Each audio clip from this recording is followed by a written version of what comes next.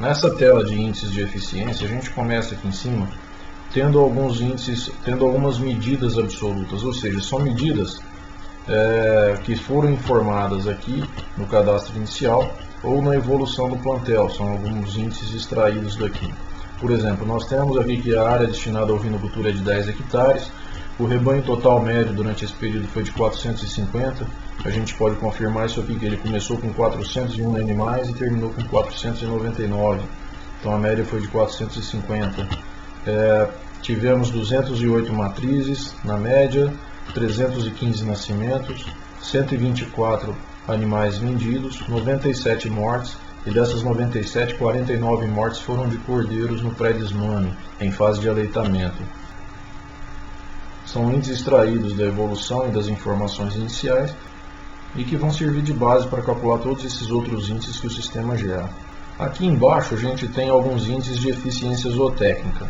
Repara que a gente tem aqui na frente as metas. Essas metas são metas padrões que nós inserimos no programa para servir como base para o usuário, mas elas podem ser alteradas. Se a gente quiser vir aqui e alterar para 30, para 50, enfim, o usuário pode mexer nessas metas de acordo com a sua realidade, colocar as metas que ele acha mais apropriada para o sistema de produção, para a fazenda dele nesse momento. Vamos voltar aqui às metas originais clicando nesse botão. A gente repara aqui também que o sistema pinta de amarelo o campo onde a meta não foi atingida, onde o índice está diferente ou inferior à meta.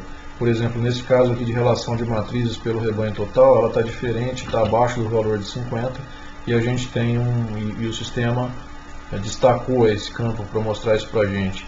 Nesse índice aqui de taxa de lotação, a gente tem um índice de 45 alcançado, enquanto a meta era de 40, então a meta foi atingida, o sistema não destacou, deixou em branco esse índice. Antes da gente fazer a interpretação, vamos observar que aqui do lado, em cada índice que eu coloco, esse texto vai variando. Esse texto é uma explicação de como é esse índice, como ele foi calculado, o que ele significa e o porquê, algumas vezes do porquê dessas metas aqui. Então depois vocês podem olhar aí no sistema e ver cada um desses índices o que significa. A gente vai agora destacar alguns pontos importantes dessa propriedade e mostrar por que ele está numa situação de prejuízo. Um dos principais problemas que ele está tendo é essa produtividade da área, o número de cabeças vendidas por hectare. A gente enxerga aqui que o número de cabeças vendidas foi de 12,4 por hectare, enquanto a meta seria de 40. Esse índice é confirmado por esse outro aqui de baixo, o número de animais vendidos por matriz, que foi de 0,6, enquanto o ideal seria de 2,0. Nessas explicações vocês vão enxergar o porquê desses índices, a gente não vai se ater a isso. Isso mostra o quê? Que esse rebanho foi ineficiente em vender animais. Tudo bem que ele cresceu o plantel, ele manteve um crescimento, ele saiu do número de 401 cabeças para 499. Então ele reteve animais no plantel, que colaborou para esse índice aqui. Mas mesmo que ele tivesse vendido todos os animais que nasceram, ele não conseguiria alcançar esse índice de 2 animais. Por quê? A gente enxerga isso através desse outro índice aqui, o número de cordeiros nascidos por matriz. Foi de 1,51. Se nasceram 1,51 animais por matriz e ele vendesse 2 animais por matriz, ele estaria numa situação inversa, ou seja, o rebanho ia estar decrescendo, a variação de inventário animal dele ia ser negativa, o rebanho ia diminuir.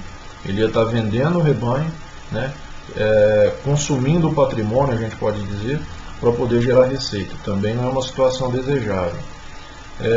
Além dessa taxa de nascimento baixa, abaixo do que a gente esperava, abaixo da meta, a gente teve uma alta taxa de mortalidade. A mortalidade ficou em 13,47%, que é um índice muito alto, enquanto o objetivo, a meta, seria de no máximo 5%. Então, retrato inicial, a gente já enxerga aqui que ele teve uma baixa taxa de nascimento, um alto índice de mortalidade, o que gerou um baixo número de animais vendidos. Além disso, um outro ponto que a gente pode enxergar, que já está um pouquinho relacionado a custo, é esse índice aqui que mostra o total de matrizes por mão de obra. Ele teve aqui para cada funcionário um total de 138 matrizes, enquanto ele poderia alcançar um índice aí perfeitamente atingível de 250 matrizes por funcionário. Isso aqui contribui para o aumento de custo, ele não está otimizando esse custo fixo, o que contribui para a situação de prejuízo que ele está passando. Entrando nesses outros índices aqui, a gente já começa a enxergar alguma coisa da eficiência econômica. Nós enxergamos aqui que o valor de venda médio por animal vendido foi de R$ 170 praticamente. Isso retrata bem a situação dele, que é um rebanho de produção de animais para corte, né? Praticamente não tem venda de animais para reprodução, que foi vendido foram reprodutores que foram substituídos no plantel. Então está dentro da situação de mercado dele, do objetivo da propriedade, que é produzir animais de corte, e da possibilidade que ele tem hoje. Valores acima disso vão ser difíceis de serem alcançados pelo rebanho que ele tem, pelo objetivo, pela estrutura que ele tem de produção, que é para produzir animais de corte. Passando aqui para a renda bruta, então, ele teve um valor de R$ 167 por matriz. Essa renda bruta, lembrando que tem o valor de venda de animais mais a variação de inventário animal. Ele teve um custo fixo por matriz de R$ 75 e um custo variável por matriz de R$ 192. Então a gente enxerga aqui que essa renda bruta por matriz não pagou nem o custo variável, que a gente já tinha visto na planilha de custos e receitas. Essa situação aqui é uma situação bem desejável. Isso significa que ele tem que trabalhar uma redução de custo dentro dos insumos que ele está utilizando. Alimentação concentrada, volumosa, mineral, isso está muito caro por matriz. Ele tem que buscar, com uma consultoria técnica, apoio para conseguir reduzir esse custo variável sem comprometer a qualidade da alimentação e do controle sanitário do plantel. E aqui embaixo a gente tem o ponto de equilíbrio, o cálculo do ponto de equilíbrio. O que seria esse cálculo? O ponto de equilíbrio seria a situação onde a atividade dele não está tendo nem prejuízo nem lucro, ou seja, está empatando, né? A receita que ela está obtendo está sendo suficiente para pagar todos os custos, mas não está sobrando nada. A gente simula algumas situações para poder encontrar esse ponto de equilíbrio em função de algumas variáveis. Por exemplo, pelo tamanho de rebanho, em função do número de matrizes. Quantas matrizes ele precisaria ter para poder empatar custos e receitas? Ou seja, se ele aumentasse o plantel dele para diluir o custo fixo, ele conseguiria empatar custos e receitas, mas mantendo a mesma eficiência, o mesmo sistema de produção, os mesmos custos variáveis, ou seja, o mesmo sistema de alimentação, de controle sanitário, enfim, tudo igual. O que ele variaria seria somente o aumento do número de matrizes. O número de funcionários permaneceria o mesmo, a área destinada à atividade permaneceria a mesma. E a gente vê que não é possível calcular. Se esse campo está em branco aqui, é que o sistema não conseguiu calcular esse índice. Por quê? Porque a gente enxerga que a renda bruta obtida por matriz não é suficiente nem para pagar o custo variável. Ou seja, para cada matriz que a gente aumentar nesse plantel, teoricamente o custo variável vai subir em R$ 192. E essa matriz vai trazer para a gente uma renda de R$ 167. Então, cada matriz que a gente vai aumentar, a gente vai ter mais prejuízo ainda. Então, o sistema não calcula isso. Uma outra situação seria manter o mesmo número de matrizes e a gente trabalhar com o valor de venda médio. Só alteraria esse valor. O número de matrizes ficaria igual, o rebanho ficaria igual, a área destinada igual, número de funcionários, custo fixo, custo variável, sistema de produção, enfim, tudo do mesmo jeito. E ele só teria um aumento de valor de venda nos seus animais. A gente vê aqui que para isso acontecer, para ele chegar então só variando esse índice, esse ponto, dentro da sua atividade, ele teria que vender os animais a R$ 380. Em função da situação que ele vive, do rebanho que ele tem, do objetivo de mercado que ele buscou, que foi produzir animais para corte, esse valor seria impossível nessa situação. A gente vê que ele teria que reestruturar toda a atividade dele, todo o rebanho, para começar a produzir reprodutores para venda, matrizes para venda, borregas para reprodução. Enfim, ele teria que investir numa outra estrutura e mudaria todo esse quadro. Então, na situação dele de hoje, não basta ele brigar por preço no mercado, tentar buscar uma outra alternativa para vender um pouco mais caro, porque ele não vai conseguir atingir esse valor de R$ 380. Então essa não é a solução que ele deve buscar. É lógico que ele deve buscar um aumento de preço, buscar sempre vender mais caro, né, de alguma forma, através de uma cooperativa, através de um grupo de venda, buscar um mercado que venda, que pague um pouco melhor, mas a gente enxerga que por aqui ele não vai conseguir melhorar a lucratividade dele. A outra situação que a gente pode estudar é variar o número de cabeças vendidas por matriz. Isso daqui vai estar mexendo basicamente com eficiência isotécnica. Todo o restante seria mantido.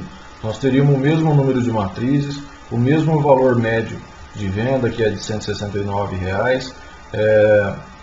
A gente teria os mesmos custos variáveis, custos fixos. O que variaria então seria o número de animais disponíveis para venda.